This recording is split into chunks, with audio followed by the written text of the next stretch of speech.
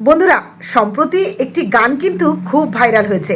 দেখুন, পরিবর্তনের পর দিলীপ বাবুকে নিয়ে সমালোচনা ছাড়া আমি কিন্তু আর কিছুই করিনি, কারণ তার যা কিছু দেখতাম আমার কাছে খারাপ বলে মনে হতো। আপনারা হয়তো ভাবছেন আজকে আমি এমন কথা কেন বলছি, বলবো, একটু ওয়েট করুন। দেখুন, মানুষের যেমন খারাপও আছে, ভালোও তো আছে, কিন্তু তিনি যে এত সুন্দর গান করতে পারেন এটা জানতাম না। যখন থেকে এই ঝালমুড়ির গানটা ওনার কণ্ঠে শুনেছি, বিশ্বাস করুন আমি মন্ত্রমুগ্ধ হয়ে গেছি। মানে ওনার এখন যাই দেখছি সেটাই আমার ভালো লেগে যাচ্ছে। কি করি বলুন তো? সঠিক কথাটা সঠিকভাবেই বললাম।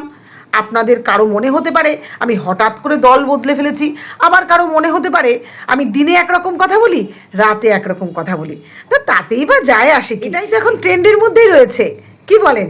চলুন আগে বরং দিলীপ বাবুর ঝালমুড়ির গানটা একবার শুনে নিই, তারপর বাকি কথায় আসা যাবে।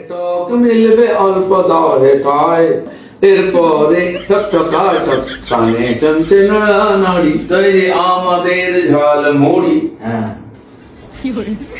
মন ভরে খান ঝালমুড়ি, ঝালমুড়ি ঝালমুড়ি ঝালমুড়ি মুড়ি ঝালমুড়ি, জিভে জল আনে ঝালমুড়ি।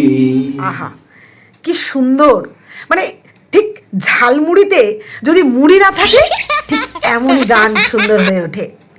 এই ধরুন পরিবর্তনের আগে আমাদের রাজ্যের প্রাক্তন মুখ্যমন্ত্রী তিনিও তো গান গাইতেন। তার গান আর এই গানের মধ্যে কি আপনাদের মধ্যে কোনো ফারাক নজরে পড়লো? আমার তো পড়লো না। তবে বর্তমান পরিস্থিতি দেখে যা বুঝতে পারছি, তাতে করে পুরনো অবদানকে নতুন করে আপন করে নেওয়ার একটা প্রচেষ্টা চলছে। সেটাকেই হয়তো দিলীপবাবু এভাবে ধরে রেখেছেন। ওই যে বুম্বা বুম্বা হাম্বা হাম্বা কাম্বা কাম্বা, আমার যাবার সময় হয়েছে। আমার যাবার সময় হলো, দাও বিদায় রেখেছে, কিন্তু আমি এটা কিন্তু মাঝখান থেকে ধরবো। ফোটে যে ফুল আধার রাতে, ফোটে যে ফুল আধার রাতে, ঝড়ে ধুলায় ভোর বেলাতে, আমায় তারা ডাকে সাথে, আয় রে আয়, সজল করুণ নয়ন তোলো, দাও বিদায়, আমার যাবার সময় হলো, দাও বিদায়। মন ভরে খান ঝালমুড়ি, ঝালমুড়ি ঝালমুড়ি ঝালমুড়ি মুড়ি ঝালমুড়ি, জিভে জল আনে ঝালমুড়ি। তবে শেষ পর্যায়ে সেটা বলতেই হচ্ছে, এটা গান নাকি কবিতা নাকি ঘুমের মধ্যে ভুল বকা, সেটাই বুঝতে পারলাম না। আপনারা যদি বুঝে থাকেন একটু জানাবেন প্লিজ কমেন্টে। তবে দিলীপ বাবু, যেতে যেতে আপনার উদ্দেশ্যে একটা কথা না বললেই নয়।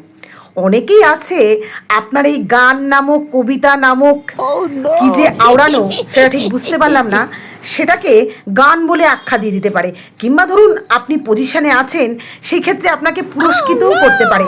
তবে আপনি কিন্তু তাদের কথায় এতটুকু নিজের প্রতি ওভার কনফিডেন্স আনবেন না যে আপনি দারুণ গেয়েছেন বলে আপনাকে এটা করা হচ্ছে, একদমই নয়।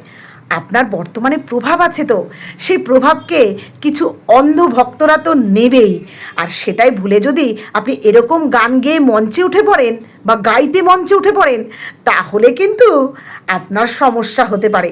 কারণ আপনি ভালো রাজনীতিবিদ হতে পারেন, আপনি সুন্দর ভাষা প্রয়োগ করে মানুষকে ছোট বড় কথা বলতে পারেন, আপনি শিল্পী হতে পারেন না। ভালো থাকবেন।